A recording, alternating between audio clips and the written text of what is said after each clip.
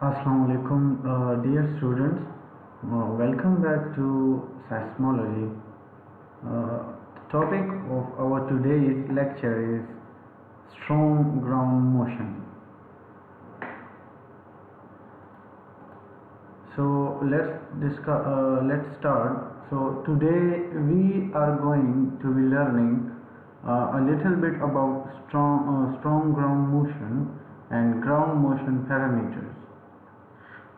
This is an important topic related to earthquake engineering, and it transcends all the different branches of earthquake engineering, but particularly is applicable to structural engineers and geotechnical engineers that want to do time history analysis or predict some sort of response or behavior from strong ground motions. So, ever since the very first earthquake time history was recorded in 1940 with the Elf Central record, we have been trying to develop ways that can quantify the earthquake, and it's kind of really tricky because there's lots of different things that we can measure in the earthquake time history. So how do we effectively quantify it? So pretty early on they started turning to our friends, the electrical engineers, or maybe you can figure out the reason why what our electrical engineers are really good at. Well, they are really good at working with the waves in earthquake records or earthquake ground motion recording resemble wave signal, and so we can take some of the principles and things that they apply on a regular basis and apply those principles to earthquake waves. So the process of breaking down and interpreting a wave is called signal processing. So let's get down to this on how do we record earthquakes. So how in the world do we record earthquake motions? Like 1940 central record or any of the thousand of motions we have recorded ever since. So the early recording instruments are what we call seismograph, and these are the things that you kind of think of when you think of an earthquake recording instrument. So you know what I mean is the rotating barrel has a paper on it, and then you got a little pen that's kind of scribbling on the paper, and then at the ground shakes and the pen starts to move. A seismograph is that kind of instrument. So we have this mass or this weight, and if the ground moves or shifts back and forth, it's going to cause that mass to accelerate and want to rock back and forth, and then you have a spring of force, and that always wants to bring it back to its normal position.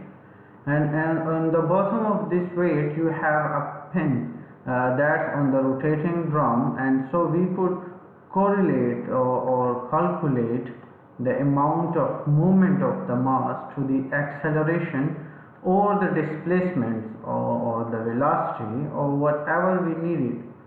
So that's how we use to record ground motion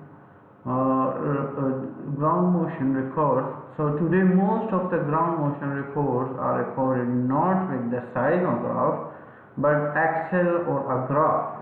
So this is kind of a common misconception because a lot of people, even myself included, are going to say seismograph seismograph, but if we really mean is accelerate graph. So accel or graph use accelerometers like what's in your digital phone.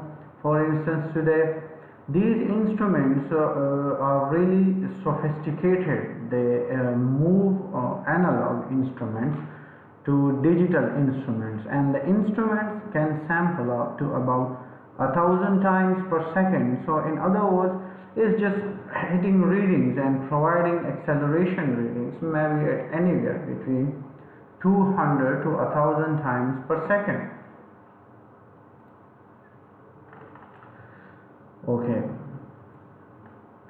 so a seismic network is a group of ground motion recording instruments that are networked together and share information.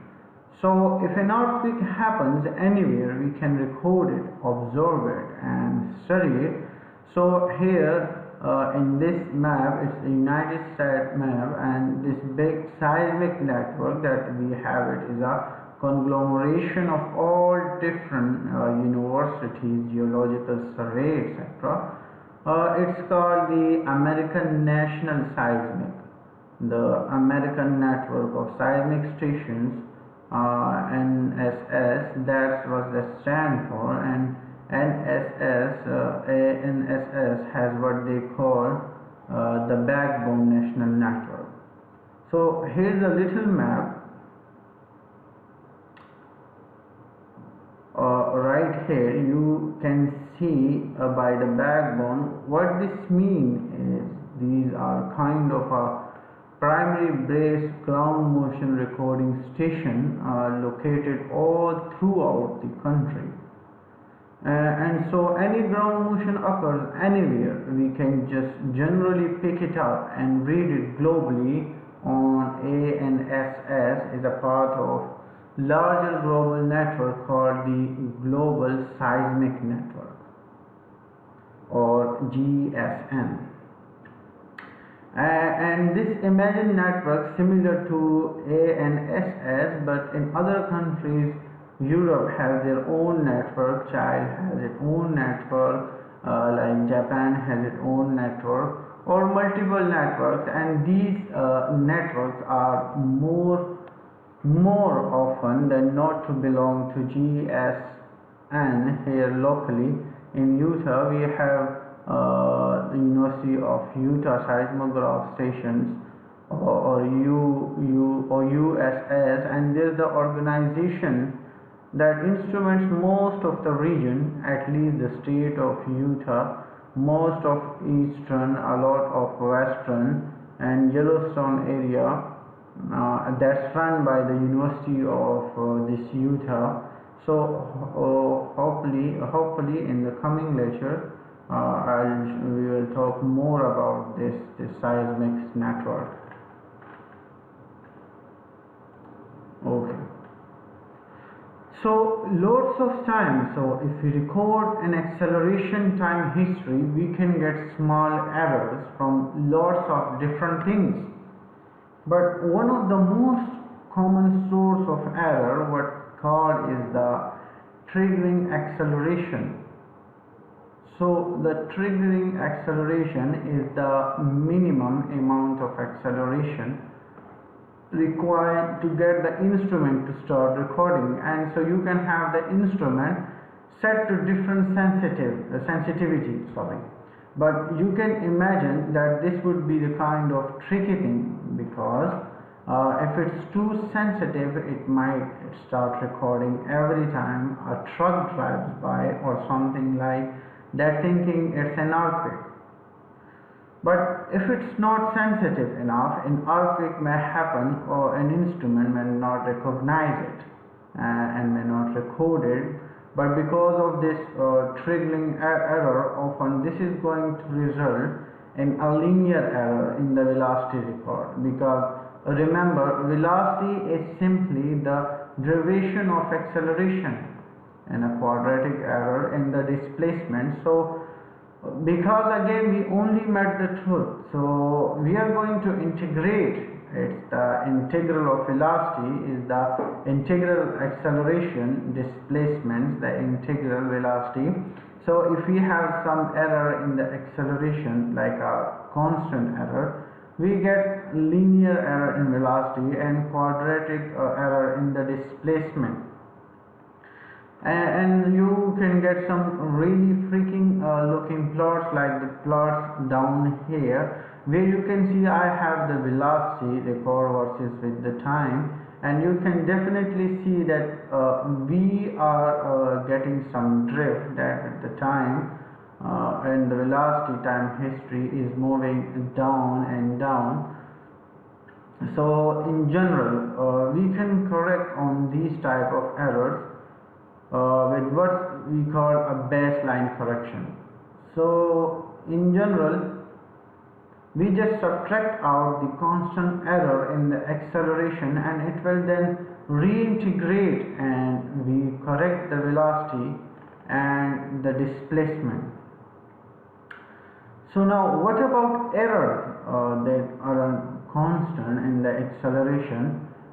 We definitely have, though this plot down here in the right, that's not a linear error in the velocity, that looks like a quadratic error. So that means we have a linear error occurring in the acceleration.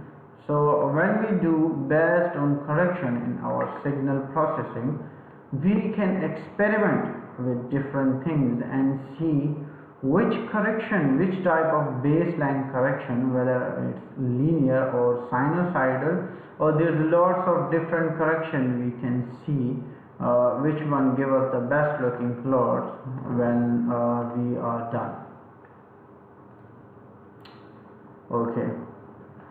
So another thing to consider is that I have mentioned before these ground motion instruments can and do often record a lot of noise, and as noise can corrupt ground motion records, everything today emits some sort of signal, because we have machines that are constantly vibrating. We have even electricity and building and stuff buzzes a little bit and can cause some vibration to be picked up in these instruments.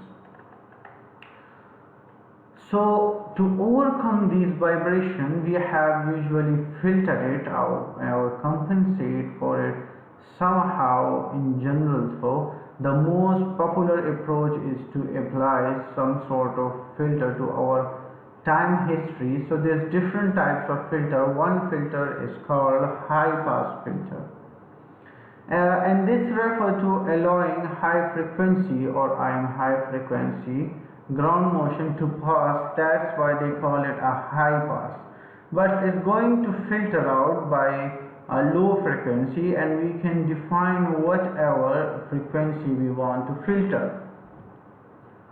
But usually, we are going to filter out stuff like 0.1 Hertz. Another type of free filter we can apply is the low pass filter. This is the opposite. We are going to remove all really high frequency stuff, usually anything about 25 Hertz or so. Low frequency noise generally comes from the south that occurs really far away. I mean, that there we got low frequency noise from like thunderstorms occurring and stuff like that. That the high frequency noise is usually machinery that is contributing a lot of that is really high frequency, high energy kind of excitation to the ground motion record. Now the most common types of filter is the band pass of filter. So rather than filtering twice, all we do is we do a high pass and a low pass together, and we call that a band pass. So that's going to remove both the high and the low frequency noise, and we are only going to allow to pass the frequencies that we have observed or generally associated with the actual ground motion from the earthquake. By the way, another name of that type of filter is called Butterworth filter, and when we start playing with the software size no signal, that's the type of filter that we will be applying to the ground motions. Here's the 1940 central record. While we recorded it with what in the world are we going to do with it? So as I have mentioned before, the real challenge is how do we quantify this time history? So as we have studied time histories now for over 70 years, we have learned that there are three significant aspects to describing an earthquake ground motions, and I have got to tell you, dear ones, that this is something that's really important.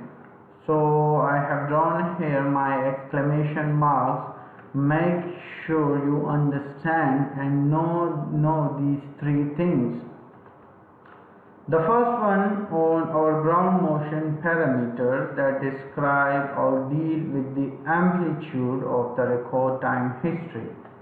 The second one on our ground motion parameters that deal with the frequency or what we call the frequency content of the recorded time history, and the last is the ground motion parameters that deal with the duration or how long the time history is occurring. So all three of these things are really important: amplitude, frequency, content, and duration.